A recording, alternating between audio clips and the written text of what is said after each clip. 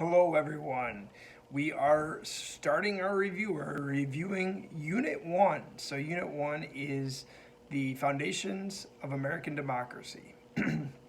And we're talking about Unit 1, Section 1 today, which is the ideals of democracy. Okay, so basically, the learning objective here is that students can explain how democratic ideas are reflected in the Declaration of Independence and the United States Constitution. So we're going to talk about those democratic ideals. And we're also talking about two of the required documents, two of the 9 required documents, the Declaration of Independence and the U.S. Constitution, right? So the essential knowledge is what the things that you should know as a student. The United States government is based on ideas of limited government, including natural rights, popular sovereignty, republicanism, and social contract. Okay, so we're going to start with a limited government first, right? That basically there are ways in which the government should be limited. And if we're going to talk about the Declaration of Independence, right, there were restrictions that were going to be put on the king, right? The king had basically not met the needs of the people. It was a list of grievances against King George and all of the wrongs that they have done to him, done to the colonies, and basically that the colonies were separated, that they believed in these natural rights, which we're going to get into also, and if the government could not uphold those rights of the people and became abusive and tyrannical, as they said it did, it was their job to separate, right? So he was not operating under a limited government. He was an unlimited government, and the people of the United States believe that the government should be limited. Natural rights, right? A big part of both the Declaration of Independence and the U.S. Constitution is natural rights, right? That we believe in these rights of life, liberty, and the pursuit of happiness, right? And that the government's job is to protect those natural rights. And if they can't do that, in the Declaration of Independence, the colonists said it was their responsibility to dissolve ties between the government and the people if the government could not protect their natural rights. All right, so those are basically life, liberty, the pursuit of happiness.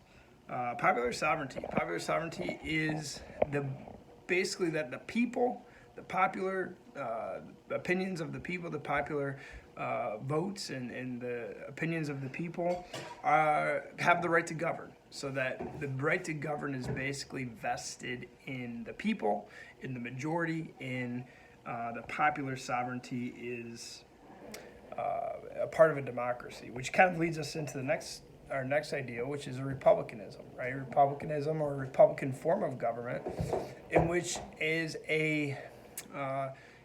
there's two types of democracies, right? A direct democracy and an indirect democracy. An indirect democracy is basically a republic, right? Where we choose, it's an elected representative democracy, where we elect United States representatives to represent us in government, right? We don't all come together and make decisions on government. That we don't have the time, we don't have the resources for everybody to participate. So we choose representatives to represent us, the people, in a democracy, right? So republicanism, and then social contract, right? This is a big one.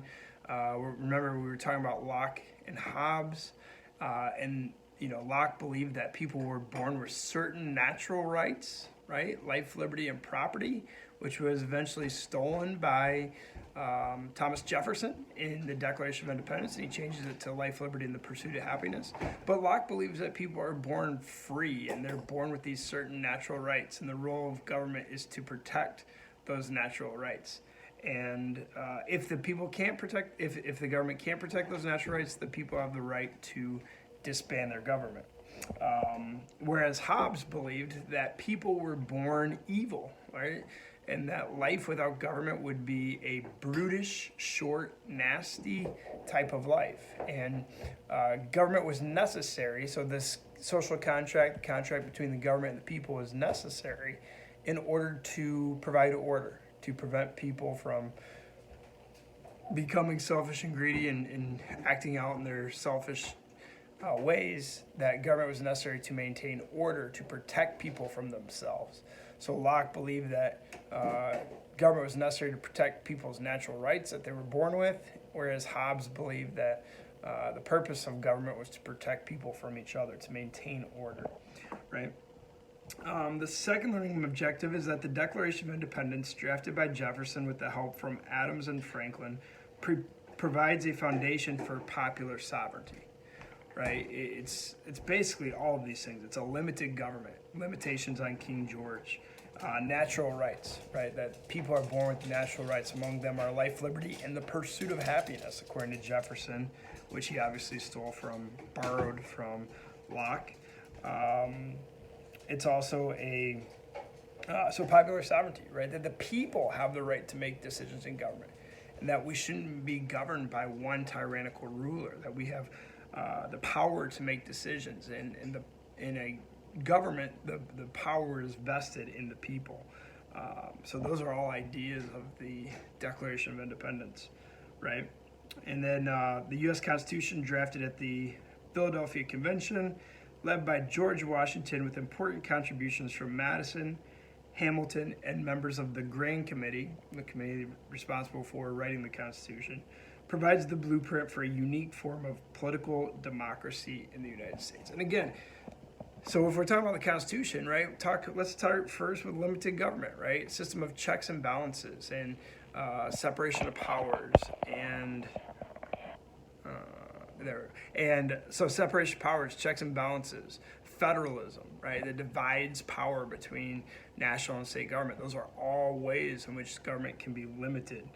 A political democracy, right, a republicanism, and a political democracy where power is rooted in the people, and the people have the power to elect their representatives to make decisions for them in government. And essentially, that the right to govern is vested in the people. The people have the right to govern under the United States Constitution, right? So that basically is the beginning of it, right? The first two documents, the Declaration of Independence, United States Constitution, our beliefs on a limited government, natural rights, popular sovereignty, social contract, and republicanism. So hope you enjoyed it. We'll be back talking about topic 1.2 and different types of democracy in a little bit.